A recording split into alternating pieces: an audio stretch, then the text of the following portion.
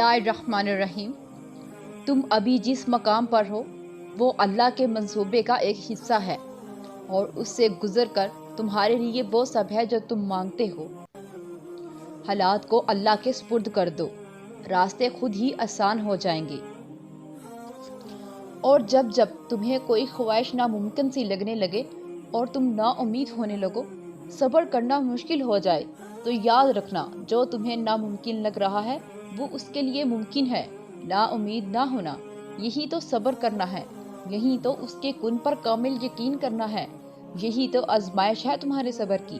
اگر اس نے یہ خواہش پوری نہ کرنی ہوتی تو وہ دل سے اس کا خیال بھی نکال دیتا، مگر اس خواہش کا بار بار یاد آنا اسی لیے تو ہے کہ تم مانگتے رہو اس سے، اور وہ ایک روز اس ناممکن کو ممکن کر دے گا، تمہارا ادھورا خواب مکمل کر دے گا۔ ایک روز تمہاری آنکھیں دعاؤں کی قبولیت دیکھیں گی، یقین رکھو اس پر۔ وہ جانتا ہے کہ کب کیا اور کیسے تمہیں نوازنا ہے، یوں پریشان ہو کر کیا ملے گا۔ اللہ نے جہاں فل سٹاپ لگا رکھا ہے وہاں سوالیہ نشان لگانے کی کوشش مت کریں، یہی ایمان اور توحید کا تقاضا ہے۔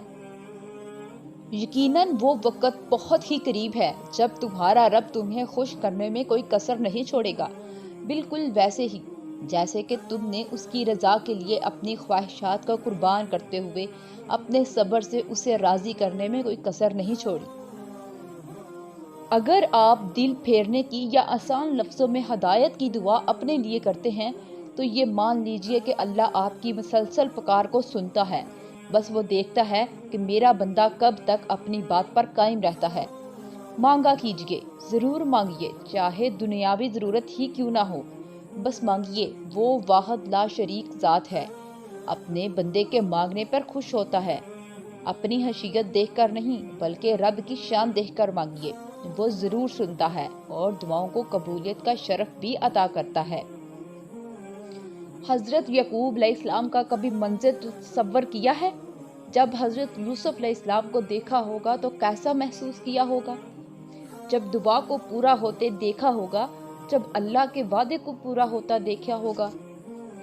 یہ جو معجزے ہوتے ہیں نا، یہ یقین والوں کے لیے ہوتے ہیں جو تڑپ رکھتے ہیں اپنی دعا میں۔ وہ جو دن کو رات، رات کو دن میں بدلنے کی طاقت رکھتا ہے، وہ تمہارے دل میں سکون ڈالنے کی بھی طاقت رکھتا ہے۔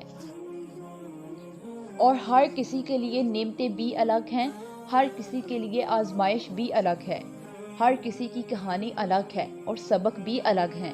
کبھی کسی کو دیکھ کر یہ مت سوچے کہ میں محروم ہوں، آپ پر بھی آپ کے رب کی بہت عطا ہے، اور اللہ تعالیٰ تمہاری ہتھیلی کو اس وقت تک خالی نہیں ہونے دیتا جب تک وہ اسے کسی اور بہتر چیز سے نہ بھرتے۔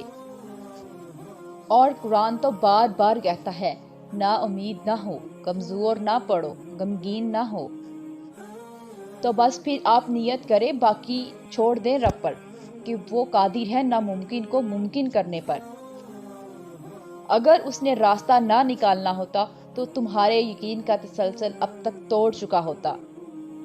اور پھر جب وہ کن کہتا ہے تو ہم جیسے ٹوٹے پھوٹے دلوں کو بھی سکون اور اطمینان نصیب ہو جاتا ہے۔ اللہ کو پکارو، وہ ٹھیک انہی لوگوں کو وسیلہ بنا دے گا جو تمہارے کام میں رکاوٹ بن رہے ہیں۔ اور اگر یہ وقت آزمائش کا ہے تو اگلا وقت معجزوں کا ہوگا انشاءاللہ۔ اور بے شک تمہارے صبر کے بعد وہ تمہیں تمہاری چاہت سے نواز دے گا۔ اللہ ایک دن پھر تم پر ایسا مہربان ہوگا کہ یہ دل پھر سے مسکرانے لگے گا، اور پھر اللہ کے ایک ہی حکم سے تمہارا نصیب بدل جائے گا۔ اور کیا پتہ جو تمہیں رکاوٹ لگ رہی ہے وہی تمہاری منزل کا وسیلہ ہو۔ جس نے راستوں کو دشوار کر کے تمہیں دکھایا ہے، منزل کو حسین بنائے گا بھی وہی۔ اور جب اللہ تمہیں کنارے پر لا کھڑا کر دے تو اس پر کامل یقین رکھو، کیونکہ دو چیزیں ہو سکتی ہیں، یا تو وہ تمہیں تھام لے گا یا تمہیں اڑنا سکھا دے گا۔ عبادتیں قبول ہوں نہ ہوں، ندامتیں ضرور قبول ہوتی ہیں، اور یہی توبہ کا فلسفہ ہے۔ اور سورۃ یوسف مثال ہے تمہارے لیے، وہ آزماتا اسی چیز سے ہے جو تمہیں بے حد پیاری ہوتی ہے، تاکہ اس چیز کے ملنے کی تڑپ تمہیں اللہ سے ملوا دے۔ اور جب منزل تک پہنچنے کی تمام راہیں بند نظر آئیں تب بھی یاد رکھنا کہ ایک راہ ایسی ہے جو اب بھی تمہارے لیے کھلی ہے۔ جب کوئی بھی شخص تمہارے ساتھ چلنے پر آمادہ نہ ہو تب بھی توکل رکھنا کہ وہ جو شاہ رخ سے بھی زیادہ قریب ہے وہ آج بھی تمہارا منتظر ہے۔ صبر رکھو اور رب کے کیے پر خوش رہو، تمہیں بہتر نہیں بہترین ملے گا۔ سنو، بس تھوڑا صبر کرو، بے شک اللہ کی مدد قریب ہے، جلد ہی تمہارے غم خوشی میں بدلنے والے ہیں۔ اور اللہ آخری امید نہیں، واحد یقین ہے۔ فرش والے لاکھ کہیں کہ یہ ممکن نہیں، مگر میں نے اللہ سے مانگنے والوں کی تقدیریں بدلتے دیکھی ہیں۔ اور جب کبھی تمہیں لگے کہ تم بہت تھک چکے ہو اور دعا بھی نہیں مانگ سکتے، تب خالی ہاتھ پھیلا دیا کرو، اور تمہارے پھیلے ہوئے ہاتھ اس بات کی گواہی ہوں گے کہ تم رب کائنات کے محتاج ہو، اور میرا رب تو خاموشیوں کو بھی جانتا ہے۔ اور جو چیزیں اللہ کے حوالے کر دی جائے نا تو پھر اطمینان رکھیں، صبر کریں تھوڑا، ناممکن ممکن میں بدل جاتا ہے، اللہ وسیلے بناتا ہے، اللہ جانتا ہے میرے بندے کے دل میں کتنی تڑپ ہے، مجھ سے مانگنے آتا ہے کتنی آس امید ہے، مجھ سے تو وہ کیسے نہیں دے گا۔ بس صبر، یقین، انتظار کرنا مشکل ترین کام ہے، مگر میرے اللہ کے لیے کچھ بھی ناممکن نہیں۔ معجزے ہوتے ہیں، دعائیں بھی قبول ہوتی ہیں، آزمائشوں کا اجر بھی ملتا ہے، بس اللہ کے کن کہتے ہی، اور وہ کن تمہارا یقین کہلواتا ہے۔